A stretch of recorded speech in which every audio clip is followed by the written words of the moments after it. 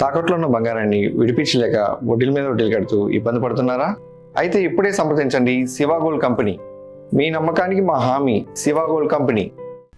కర్నూలు ఓర్వకల్ విమానాశ్రయం రూపురేఖలను మార్చేస్తూ సరికొత్త night landing సేవలు, ఇంటిగ్రేటెడ్ ఏవియేషన్ ఎకోసిస్టమ్ అభివృద్ధికి ఏపీఏడీసీఎల్ శ్రీకారం చుట్టింది.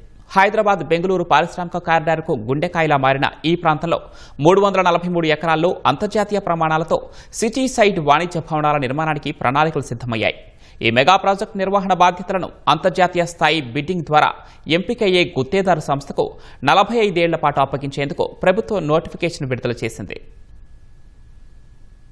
కర్నూలు విమానాశ్రయానికి నూతన ఆదాయ మార్గాల్ని అన్వేషిస్తూ లాభాల బాట పట్టించేందుకు ప్రభుత్వం పక్కా వ్యూహంతో ముందుకు సాగుతోంది. ఇందులో భాగంగానే రాత్రి వేళల్లో విమానాల రాకపోకలకు వీలుగా పైలట్లకు నావిగేషన్ సమాచారాన్ని అందించే Doppler very high frequency omni directional range DVOR సాంకేతికతతో కూడిన పూర్తిస్థాయి నైట్ ల్యాండింగ్ సదుపాయాన్ని అందుబాటులోకి తెస్తున్నారు. కేవలం ప్రయాణికులకే పరిమితం కాకుండా విమానయాన రంగానికి హబ్గా మార్చేందుకు ఇక్కడ ఫ్లైట్ ట్రైనింగ్ ఆర్గనైజేషన్, డ్రోన్ల నిర్వహణ కేంద్రాలు ఏర్పాటు చేయనున్నారు. విమానాలు, హెలికాప్టర్లకు అవసరమైన లైన్, బేస్ ఇంజిన్ సేవలతో పాటు సమగ్రమైన MRO మౌలిక సదుపాయాల్ని విస్తరించనున్నారు. విమానాశ్రయ పరిధిలోని మొత్తం 1068 ఎకరాల భూమిలో భవిష్యత్తు రన్వే, టెర్మినల్ విస్తరణ అవసరాలకు పోను మిగిలిన 343 ఎకరాల్ని కమర్షియల్ జోన్ గా మార్చనున్నారు. ఈ భారీ సిటీ సైడ్ డెవలప్మెంట్ ఏరియాలో ఆధునిక వాణిజ్య భవనాలు, పారిశ్రామిక లాజిస్టిక్స్ మరియు ఏరోస్పేస్ తయారీ కేంద్రాలు కొలువుదీరనున్నాయి. హైదరాబాద్, బెంగళూరు, చెన్నై వంటి 3 ప్రధాన నగరాల తయారీ క్లస్టర్లను అనుసంధానిస్తూ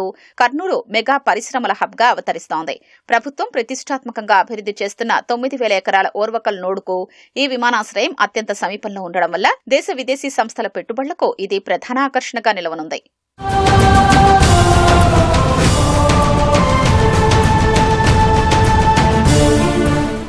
ఈ మెగా ఏవియేషన్ ప్రాజెక్టు నిర్వహణ, విస్తరణ బాధ్యతల కోసం ఏపీఏడీసీఎల్ అంతర్జాతీయ పోటీ బిడ్డింగ్ విధానంలో RFP జారీ చేసింది. ఎంపికైన గుత్తేదారు సంస్థతో 45 ఏళ్ల పాటు సుదీర్ఘ రాయితీ ఒప్పందం కుదుర్చుకోనుండగా అవసరాన్ని బట్టి దీన్ని మరో 15 ఏళ్లు పొడిగించే వెసులుబాటు కల్పించారు. దీనికోసం అత్యంత పారదర్శకమైన ఇంటర్నేషనల్ కాంపిటేటివ్ బిడ్డింగ్ విధానాన్ని ప్రభుత్వం ఎంచుకుంది. ఎంపికైన గ్లోబల్ డెవలపర్ కమర్షియల్ ఆపరేషన్స్ ప్రారంభ తేదీ నాటికి విమానాశ్రయంలో కనీస మౌలిక వసతుల కల్పన పూర్తి చేయాల్సి ఉంటుంది. నిబంధనల ప్రకారం రన్వేలు, టెర్మినల్ బిల్డింగ్లతో పాటు నావిగేషన్, యూటిలిటీస్, నిర్వహణ బాధ్యతలన్నీ సదరు సంస్థే చూసుకోవాలి. ప్రస్తుత అవసరాలకే కాకుండా రాబోయే రోజుల్లో పెరగబోయే విమాన రాకపోకల్ని దృష్టిలో ఉంచుకుని ఏపీఏడీసీఎల్ భూముల కేటాయింపులో దూరదృష్టితో వ్యవహరించింది.